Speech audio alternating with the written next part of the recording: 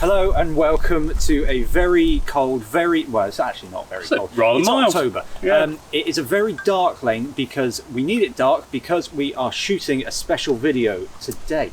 We are shooting the light beam comparison engine. All the photos for it. I'm here with Dave. Ollie's behind the camera just over there setting up. Dave, I guess we're going to go through the process. We're going to go through why. But how much do you love today? It's fun because Ollie brings snacks every year. Yes. So that's the most important part of the night. Apparently there are fewer snacks this year because of Brexit and costs. It's a Brexit bonus for everybody. But there are a lot of lights. We've got about 50 front lights this time. You know, I'm currently being blinded. And this isn't one of the most, the brightest lights. This is just some... This is a mid-range light. This is a mid-range light. There's we're some going to big get ones some coming. big kids later. So what we're going to do is we're going to take you through the process. We're going to take you through some of the thinking behind why we do it every year. And yeah, we're just going to show you some behind the scenes.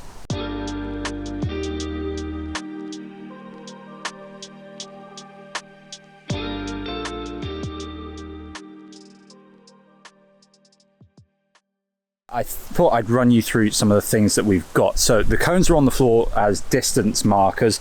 They look like they're how many feet? 2 meters apart. 2 meters apart, so they are COVID safe cones. We've also got Manny the mannequin. He's come on his day out of the office once a year. He's come here because we used to have ex-videographer Matt Howes stood here. Same kind of height, but Matt Howes moved and complained and needed paying, so he's very, very good instead. And then we've got Dave's car down at the end. Come on, pull focus. Come on, camera, pull focus. There it is. We've got Dave's car down at the end because we wanted to basically use things that you might come across while you're cycling through the lanes in the evening or at night. So there is a person and there are some cars. There we go. More snacks.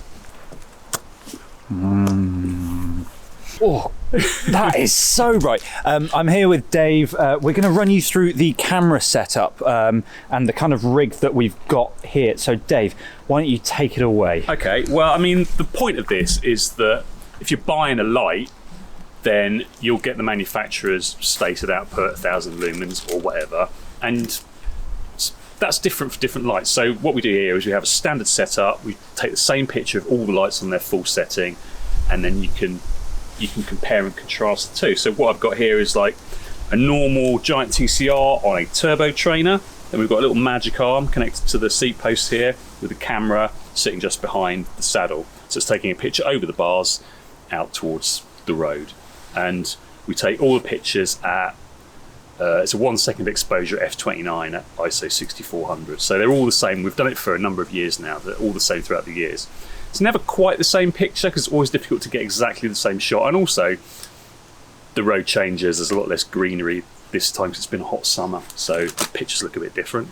But they're repeatable, and you can see from year to year the lights are getting brighter and brighter. We've got some real monsters this year.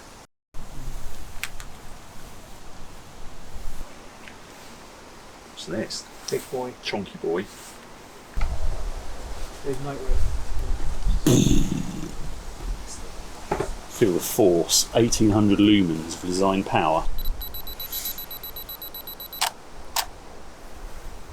So the actual process of getting this done is quite quick and easy. Realistically, it's more a case of us remembering to charge the lights, which means that the office in the days leading up to this is kind of always just a blinking Christmas tree of joy as Dave takes away my light. But hey, have some more. Oh yeah, I've got light now. Great. Oh no. The one thing that we need to mention is beam patterns, because they do actually make a significant difference, not only to the way that you're able to see a road, but also other road users. So let's take a look at some different beam patterns. I've got 3 lights here to show you. So the first is an exposure joystick, which is just a single LED with a very round beam. You can see that it's it's just completely round, so it's spilling as much light up as it is down, which is great for kind of lanes and stuff where you want to see where you're going. Not so good in town when you've got cars coming towards you and you know, it's going in people's eyes basically. Also, we find this pattern on most mountain bike lights as well. So yeah, but also a lot of road lights. I mean, Yeah. you know, a lot of road lights have that as well. So this is probably the other end of the spectrum. This is outbound light. Just get it going. I'm having a little bit of trouble with this one. There we go. And that is what is generally known as a German beam. So it's made to German road regulations, which means that 95% of the light goes on the road. You can see it's cut off at the top, so you can have it level and it doesn't shine into people's eyes. And let's just, as a mark, I'll come and be a car driver. So there you go. Your light's going on the road, but it's not going in Liam's eyes. Which is quite nice. I'm Yeah. not blinded, and that, as a car driver, means that I can actually still see the cyclist and Yep. and not be petrified, which for their safety is quite good as well. Okay. We don't want to be petrified. And in between those two are lights like this. This is the Raveman PR1200. I'll just get it into the right mode. So this has a full beam, but it also has a low beam.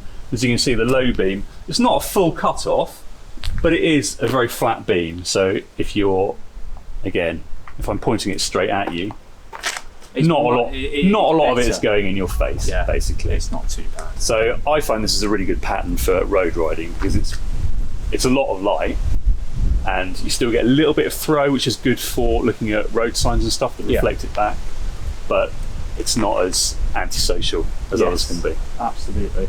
So we always like to do a little bit of a comedy thing where we kind of save the brightest for last, and well, holy hell, what is this? Magic Shine Montier 6500. That bright boy. So yeah, let's shoot that now. The V2 version 2. V bright. I can feel the heat. Oh, it's warm. So that is pretty much a collapsed sun. This is a mountain biking light, really, isn't it? It is really. It would be irresponsible to use this on the road, wouldn't it? And very fun. It'd be alright at night in like a lane. But yeah, you wouldn't want to like boot around town with it on. Obviously you could use the really nice daytime flashing feature. That would be very good for drivers. Or going through the tunnels. People like it when you do like Yes. tunnels, don't they? Yes. So that is us just about wrapped up here. We've got all the lights tested. We've been through some of our processes, why we do it, and then some beam patterns as well. Yeah. When's this come out? It's live, so the clocks have gone back. Winter's coming. There's a link to it in the description below. So go and have a look, have a little play with the lights and see which one suits you. So one thing I'd like to know is which one is your favourite light. If you go over to the Light Beam Comparison Engine, go there, check it out, let us know in the comments which is your favourite. Remember to like, subscribe, comment, and all those jazzy things. We will see you in the next one.